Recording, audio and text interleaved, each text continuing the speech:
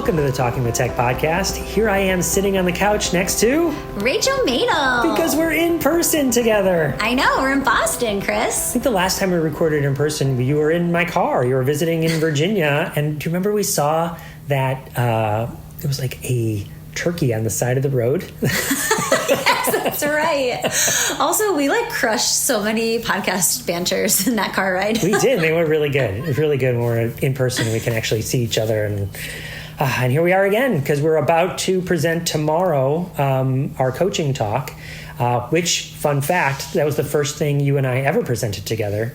It was at ASHA 2021, and here we are at ASHA 2023. That feels insane, Chris, because we've done so many in-person speaking events since then, and I think that was also the second time we'd ever met in real life. Yeah, for sure. For sure. Yeah.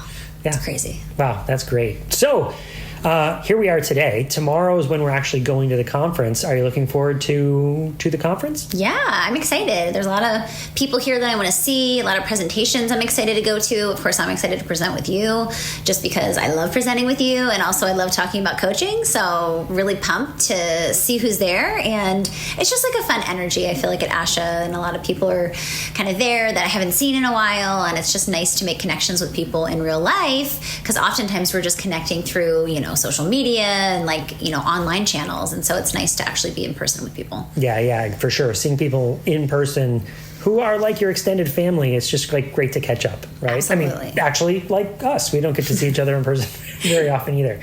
But the other underlying reason why you go to a conference is to learn stuff, right? And so in order to learn stuff, you got to have an open mind to say, okay, what's some information I don't yet know, or what's something I think I know, and then maybe go to a session and have your mind open to, my gosh, I didn't know.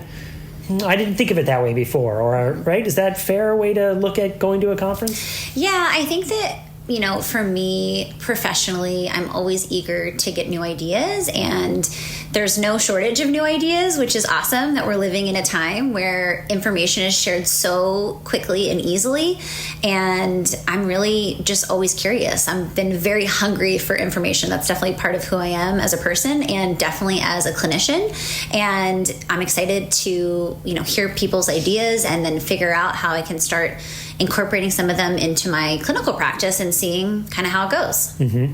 I know early in my career when I was learning new stuff from graduate school, and then I'd go to a conference and learn or hear something that maybe challenged my beliefs, or what I had previously learned, I felt real this cognitive dissonance, right? Like this stretch in my brain, but that goes against what someone told me something first, and now I am learning something different, and here I am. I'm closing in on my 50th birthday, Rachel. So I have made plenty of mistakes that way. And so let me ask you, when you come to a conference like this, how do you reconcile keeping an open mind to learning new stuff? I mean, I definitely am in similar situations to you, Chris. I've had things that I was doing in my clinical practice that I then realized, maybe I shouldn't be doing this. And it definitely feels really uncomfortable at first, especially when you're doing it for the first time. I feel like as I've grown and learned as a clinician, I start thinking about new ideas, and I'm a lot more open now than I used to be. But there's definitely some discomfort in thinking, I wasn't doing that the way that I should have, or maybe I was doing it wrong. And it's been definitely an evolution for me in figuring out how to navigate those spaces. But I'm really excited to say that I feel like that's one of the things that makes me the clinician that I am, is that I really am open to new ideas, and I feel like I have to experience something before I can, say that it works, or conversely say that it doesn't work. And so if someone has a new idea, I'm like, great, let me try it out. Let me think about it. Let me, ponder this. Let me give it a whirl. And that's kind of how I operate. And I've had a lot of success in that. And it's definitely helped me evolve my practice. And it definitely keeps you kind of more cutting edge, I think, as a clinician and as an educator. Just being kind of open to new ideas, I think, is a really important thing just in life, but also, when we're thinking about how we're progressing ourselves professionally. Can you think of any specific example where you thought you knew something and then you learned something and said, now I'm going to do something different? While you think of that, I can think of one, because my one is clearly yes, no, right? Like back in the day, it was teach yes, no, and put that on 2 buttons. And then now I would never start with yes, no. Right? I would never start with questions. Yeah. We already asked you too many questions. I think similarly to you, when I was first starting out with AAC, I was like, oh, less words is better. Let's get really good at just 2 words. And then once we get really good at 2, we'll get good at 3 and 4. And I had this idea that we needed mastery of these words before we gave access to more words. And then I quickly realized that was wrong. Yep. That is incorrect. I did that too. Even once I learned about robust language, I was like, okay, we're going to teach this girl drink. And so you just focus on drink. And once she's mastered drink, then we'll move on to other words. What? Like, I would never do that now. But in order to make that move, I feel like you need to have a mindset of, and maybe some experiences of keeping an open mind and realizing, maybe asking this question, what if I'm wrong? Like, I'm mostly right. I feel like I've got a solid foundation, but there's this, I think a healthy thing to ask is, what if I'm wrong? Absolutely. And I think that if we're constantly having a little bit of reflection with ourselves and we're open to new ideas, that keeps us from getting stuck in this kind of complacency of, well, this is the way I learned it, this is the way I do it, this is the way I'm always going to do it, which, like, that's not the way the world works. Like, we evolve, and technology evolves, and practices evolve, and the more, we do something, the more we learn about it, and the more information we get. And so, in order to really stay current, you have to really challenge yourself, even though it feels uncomfortable. Yeah.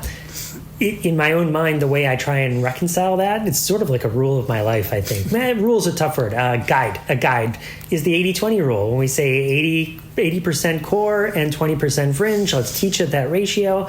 How many other things in life does that just work for? Like, I'm 80% confident about whatever this theory is or this framework is. I'm going to keep a 20% open mind to what if there's a better way or a different way, or what if there's a way that I can expand upon that framework. And that served me pretty well over the years. Yeah, I definitely think that's true. I immediately started thinking about, like, diet. I was like, 80% of the time I don't eat dessert, but 20% of the time I do. I don't know why my brain went there. But yeah, I think generally speaking, like, how often is it in life that things are completely black and white? It's hardly ever 100%. Right? There's always this gray area. And I think when we're thinking about 80-20, what we're really saying is that it's not black and white. There is some gray. And so, like, really being on top of that and really thinking through that balance, I think, makes a lot of sense. Yeah. And so many people, I think, in life in general, but also more specifically in our profession of speech language pathology, but maybe other professions as well, want to put things in a black or white box, and that's all it is. When there's so much more richness in the idea that life is a spectrum, right? Yeah. But what you need in order to live in that gray zone is you need to let go of control, right? And I think that that's partially what happens is, like, well, it has to be one or the other because that, like, simplifies it and makes it super easy for us, and either we're doing it or we're not doing it, right? And I feel like living in that gray zone is living in somewhat of an unknown world that's unpredictable and that's always changing. And I think that that's why people kind of cling on to this black or white thinking, because they're really afraid of being in this unknown, this, like, unpredictable. Like, human beings, we want, like, safety, security, predictability, all of those things. And being in the unknown is also being in a space where we're not sure. And I think that might be why some people don't like it there. Which is maybe why I love that 20%, like 80% secure, safe with 20% of adventure. Adventure. Exactly. Okay, so that brings us to our interview today. So do you want to tell us how our interview got started? Yeah, so Otto Lana reached out and is actually local in Southern California, in San Diego. And we got connected first through Instagram, and he has a really fun Instagram account and really has been such such a proponent of my work. He is on my email list and will reach out when I send emails, and is doing a lot of work in advocacy for AAC users. And so, we invited him on the podcast, and we had the pleasure of interviewing him and listening to all of his experiences as an AAC user. And it was a really awesome interview. Something else to know about Otto is that Otto is a proponent of spelling to communicate. So Otto was denied access to robust AAC, and then eventually he had access and is now using Proloquo for text. Enjoy the interview with Otto Lana.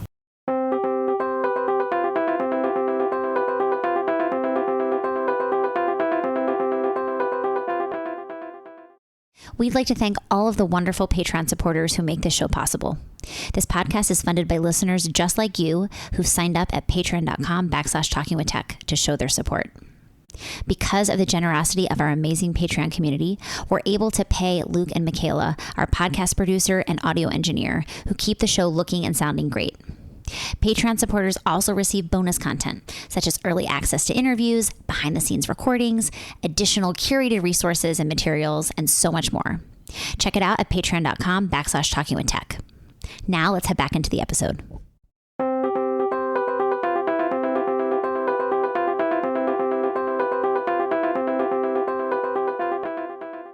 Welcome to Talking with Tech. I'm your host, Rachel Mado, joined by Chris Bugay and Otto Lana. Super excited to have you here, Otto. Hello, everyone. Thank you, Rachel, for the introduction and inviting me to your podcast. Although I think I invited myself, truth be told, I am Otto Lana. I am 18 years old. I live in sunny Southern California. My pronouns are he and him. I am a Latin male with lightly tanned complexion and a smattering of sun-kissed freckles on my face. I have short brown hair. I wear my hair gelled back. I have dreamy blue eyes and a bright, inviting, irresistible smile. I am a high school senior. I am a motivational speaker. I am an advocate. I am the reigning king of inclusion in my kingdom, Otto Nation. I am an entrepreneur and have a thriving e-commerce business. I am an intern at Kindred Communication as well. I want to plug this business real quick. www.gokindred.com. Without Darlene Hanson, the speech therapist, I would not have this life or this current level of success. She taught me to type. This is paramount for your listeners and their families to understand. Without letters, without words, I would not have this wonderful life. Like the royalty that I am, I was born this way. I was born neurodiverse. This community, our community, needs outspoken leaders like me. I use a quality letterboard. You can find it on my website, www.ottosmodos.com. And I use the software Proloquo for text. I have chosen the Australian accent because that is the coolest accent, and I am probably one of the coolest AAC users you will ever meet. I'm happy you answered the question about the Australian accent, Otto, because I was wondering. I was like, interesting, but I love it. So, Otto, you're not from Australia, right?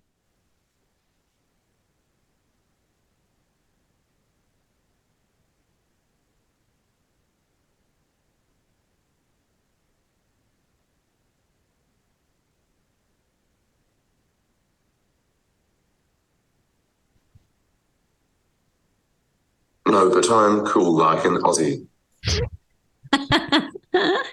Awesome.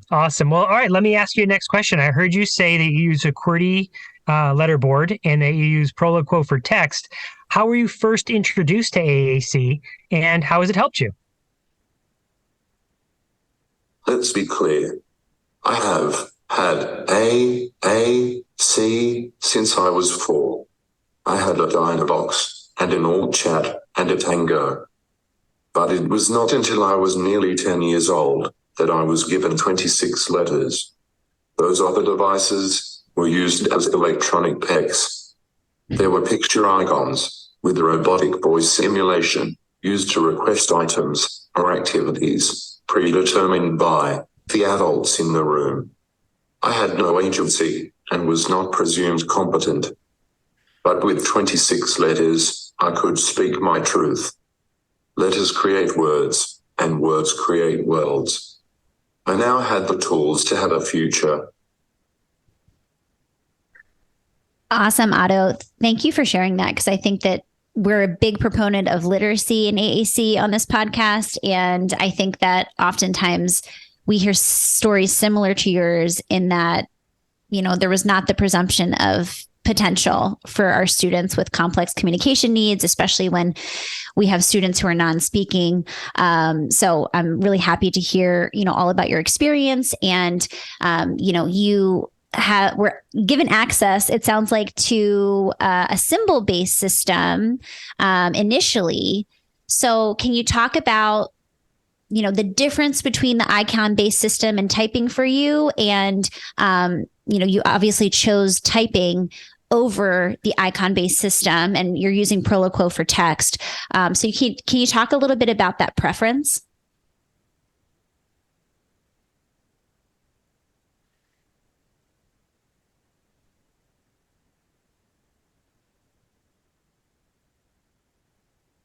Thank you for saying students and not kiddos.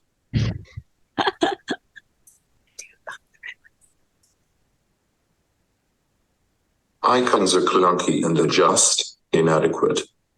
The icon-based system is stifling and stagnant. I have a lot to say, and the particular way I want to say it. There are 100 kinds of cereal and 50 kinds of mustard.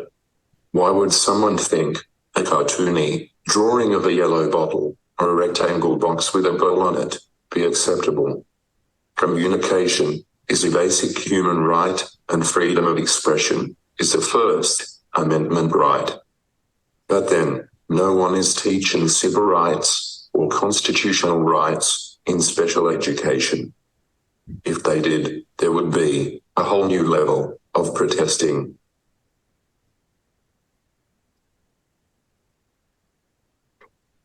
We thought you might have had something more to say. Yeah. We can keep going. We're trying to read your nonverbal cues. Okay. So, you know, you have the experience of using Proloquo for text and having the ability to do a lot of motivational kind of speaking events and things like that. What advice would you give to either AAC users or autistic adults, parents of children who use AAC? Like, what's your best kind of piece of advice there for people who are maybe just getting started with AAC or feeling, you know, maybe like they're stuck?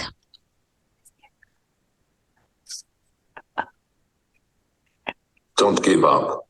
It is hard work. Find friends who also use AAC. Be patient. Be positive. Trust in the process. You can do it. This sounds like good advice for almost anybody and anything. Learning, you know, find your people, find your community, know that you're not alone, work together, don't give up, know that it'll be hard, right? That works on so many levels. You know, Otto, you were talking earlier about how you were not a fan of icons and how ultimately they might be limiting, right? Can you talk a little about some other terms, like the term nonverbal and non-speaking, and what challenges you have with that terminology? Non-speaking versus nonverbal. How about none of the above? If a person requires a wheelchair, are they called non-walking? If a person has prosthetics, are they called non-legged? Maybe we could start a wave where we call ourselves individuals with complex communication needs or multimodality communicators. The non-prefix is akin to none, nothing, worthless. So let's focus on the positive or neutral terms. Using deficit terms is derogatory and divisive. You can call me Al. Cue the music. Hints and allegations. We love it. I don't think we've ever, Chris, had anyone on the podcast who shared some music clips with us. No, never. That was awesome. That was awesome. Well, I really love the idea that we describe people based on their needs rather than, like you said, some sort of deficit adjective, right? Makes a lot of sense to me. Through the music, exactly.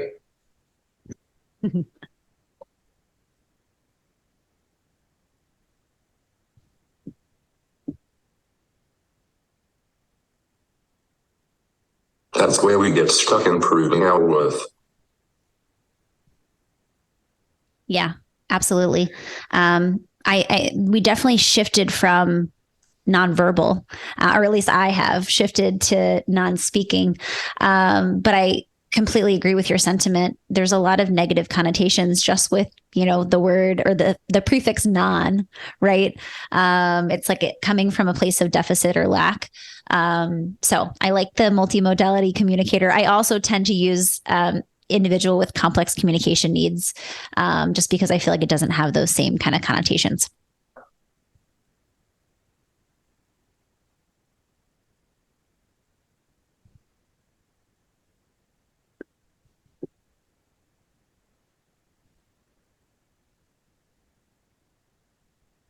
Yet it's focusing on supports and systems. Yes, absolutely. Let's shift it into talking about. So you had reached out to me on social media, and I had posted a reel about hand over hand prompting. So I wanted to talk about you and your experience there, and how you feel about hand over hand prompting, and just for maybe our listeners who aren't familiar with what that is, taking a student's hand and kind of activating an AAC, is what hand over hand prompting is.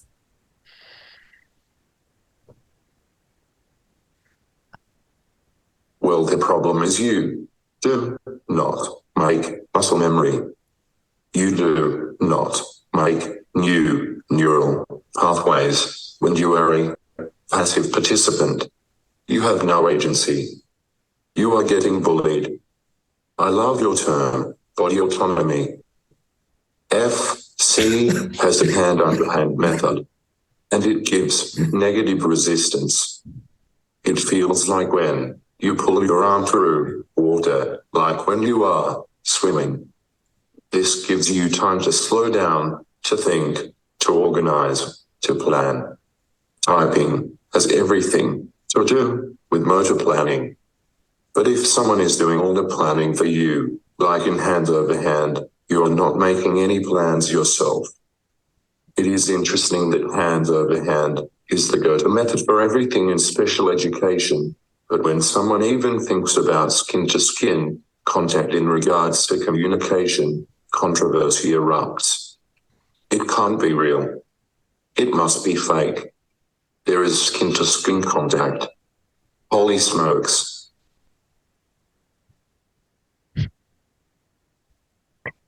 Otto, that really resonates with me because when you think about learning any sort of skill, like throwing a football, or you mentioned swimming, right?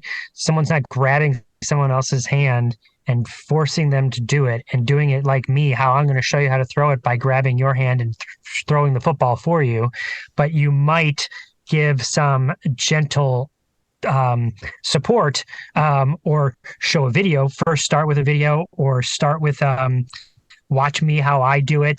And if there's a slight adjustment that needs to be made, saying, is it okay if I move you in a certain way to show you this is where your feet should be, or this is where your hand should be, and then let go, to provide some sort of instruction in a way that is very respectful, and you're asking for you're inviting, you're asking for permission, I guess is the way does that sound fair?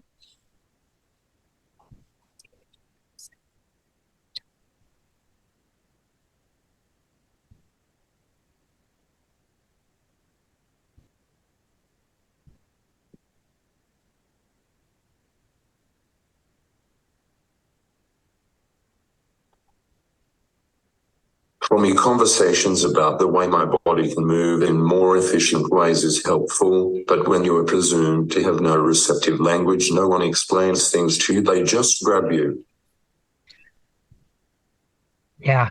And also with when you're presumed to not have any receptive language, or what another sort of poor practice that I see people do is talk about somebody when they're right there, like they're not there, like talking about a student or a person when they're right there. Talk with them, talk to them, right? Yes. So those are some things people maybe shouldn't do, and some practices that we're trying to extinguish. Do you have any stories? I mean, people love stories. Any funny, heartwarming, challenging stories to share about your perspective and your experiences? Dr. Levy, a famous neurosurgeon, likes to tell everyone how I told him his book club choices were basic. Another time I was in the emergency room after a seizure, and the doctor asked if I had any questions when he was discharging me, and I asked him, "Why can't I talk?" He freaked out and asked, "Could you talk before your seizure?" I said no. Ha ha ha.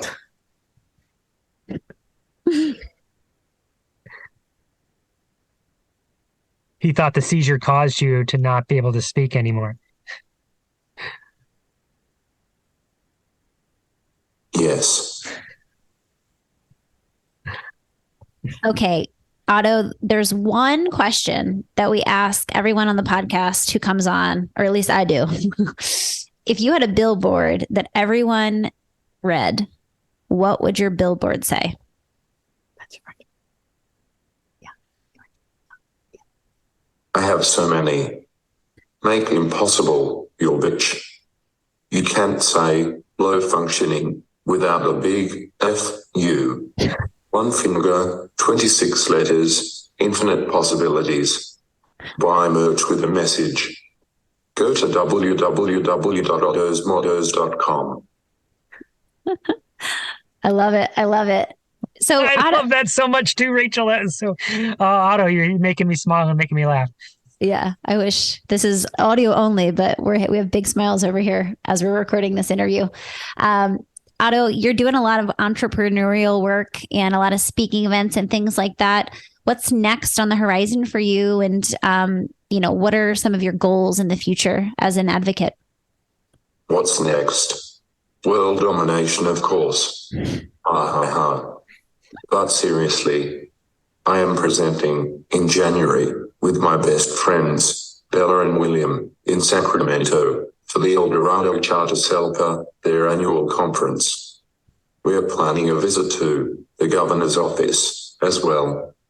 I will continue my advocacy work with the message that AAC and access to communication is a human right, not just a disability right. Instagram is a great way to find me at Otto_types, and my website is a great way to order letterbox or merch with a message. www.ottosmottos.com.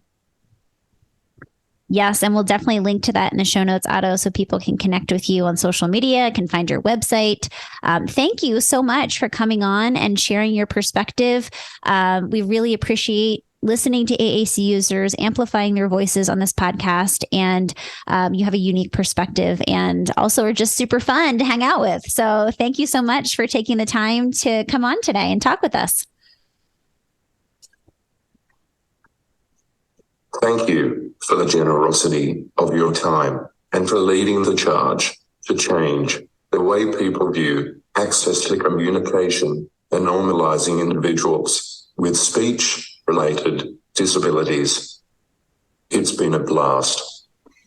Amazing. Well, we are so excited to share this episode. For Talking with Tech, I'm Rachel Madel, joined by Chris Bouguet and Otto Lana. Thank you guys so much for listening, and we'll talk to you guys next week.